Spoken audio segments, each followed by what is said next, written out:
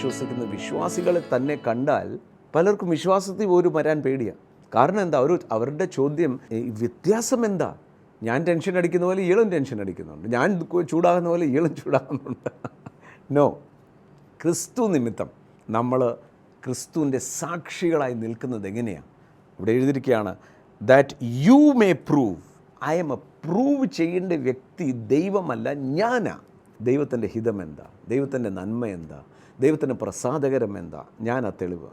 ലോകം മുഴുവൻ ബൈബിൾ വായിക്കത്തില്ല, നിങ്ങളുടെ അയൽവക്കംകാരൊന്നും ബൈബിൾ വായിക്കുന്നവരല്ല, പക്ഷേ നിങ്ങളെയും എന്നെയും സൂക്ഷിച്ച് വായിച്ചുകൊണ്ടിരിക്കുകയാണ് അവർ. നമ്മൾ ഒരു പാഴ്വാക്കോ ഒരു കാര്യത്തിലും no, let us not be losing our witness. നമ്മൾ വളരെ ശക്തമായി കർത്താവിന് വേണ്ടി നിൽക്കണം. അതുകൊണ്ടാണ് മുകളിൽ എഴുതിയിരിക്കുന്നത്, I beseech you therefore brethren with mercies of God that you present your body as a living sacrifice, holy, acceptable to God, which is your reasonable service. എന്ന് പറഞ്ഞാൽ എന്താ? എൻ്റെ ആഗ്രഹമല്ല ഇനി നടക്കാൻ പോകുന്നത്, ദൈവമുണ്ടെന്ന് പ്രൂവ് ചെയ്യാൻ എന്നെ ഏൽപ്പിച്ചിരിക്കുന്നു.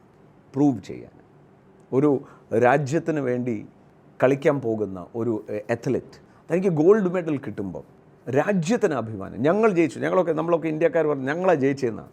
പക്ഷേ അധ്വാനിച്ചതും എല്ലാം തൻ്റെ ഡിസിപ്ലിൻ ചെയ്യുന്നതും എല്ലാം ഒരു അത്ലറ്റാണ്. കാര്യം തൻ്റെ മേലൊരു നിർബന്ധം നിൽക്കുകയാണ്. അതുപോലെ തന്നെ അതിനേക്കാളും ശ്രേഷ്ഠമായ ഒരു വിളിയാണ് നിങ്ങൾക്കും എനിക്കും. സ്വർഗം മുഴുവൻ വിളിയാലുള്ള ആശ എന്ന് എഫെസ്യർക്ക് എഴുതിയ ലേഖനത്തിൽ പറയുക. സ്വർഗം മുഴുവൻ നമ്മളെ നോക്കി നിൽക്കുക. കാര്യം എന്നാ, ഇവനിലൂടെ വേണം തെളിയിക്കുവാൻ ഞാൻ ജീവനോടുണ്ടെന്ന്, ഇവനിലൂടെ വേണം തെളിയിക്കാൻ ഞാൻ അനുഗ്രഹിക്കുന്നവനാണ്.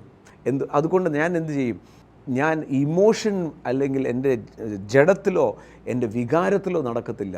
ദൈവവചനം എന്ത് കേറുന്നോ അത് ഞാൻ വിശ്വസിക്കും.